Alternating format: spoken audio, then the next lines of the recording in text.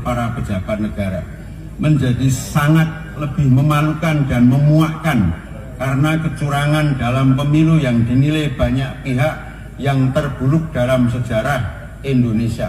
Ironisnya, problematika pelanggaran pemilu yang sering disebut terjadi secara terstruktur, sistematis, dan masif terjadi justru terkait dengan perilaku Joko Widodo sebagai Presiden RI, sebagaimana yang tersebar luas di media sosial dan surat kabar. Sebab itu, mereka yang dahulu merasa sebagai pemilihnya sebaiknya istighfar karena pilihannya telah membuat kecewa banyak pihak.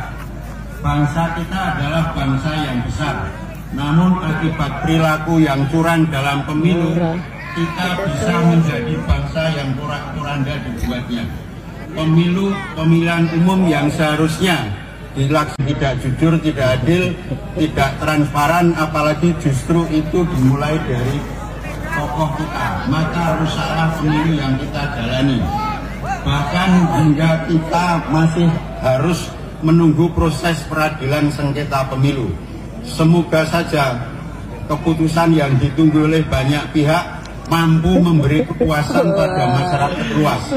Bagi kita bangsa, bagi kita semua, yang penting dalam hidup ini masing-masing harus sadar, menyadari bahwa berpegang teguh Al-Quran itu mutlak adanya.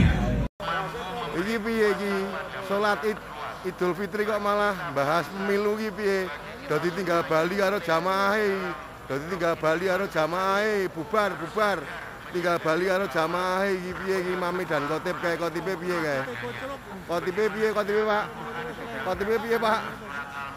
Kae piye kae? Khotibe kae kok malah kampanye. Tinggal bali karo jamaahe lho. Oleh para pejabat negara menjadi sangat lebih memalukan dan memuakkan karena kecurangan dalam pemilu yang dinilai banyak pihak yang terburuk dalam sejarah Indonesia. Ironisnya, problematika pelanggaran pemilu yang sering disebut terjadi secara terstruktur, sistematis, dan masif terjadi justru terkait dengan perilaku Joko Widodo sebagai Presiden RI, sebagaimana yang tersebar luas di media sosial dan surat kabar.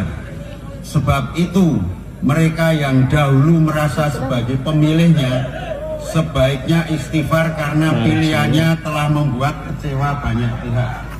Bangsa kita adalah bangsa yang besar, namun akibat perilaku yang curang dalam pemilu, kita bisa menjadi bangsa yang porak-poranda dibuatnya.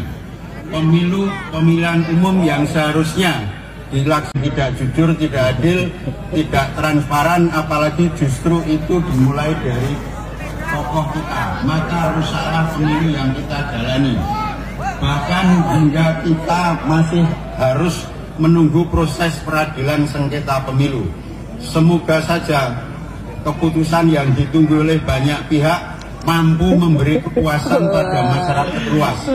Bagi kita bangsa, bagi kita semua, yang penting dalam hidup ini masing-masing harus sadar, menyadari bahwa berpegang teguh Al-Quran itu mutlak adanya.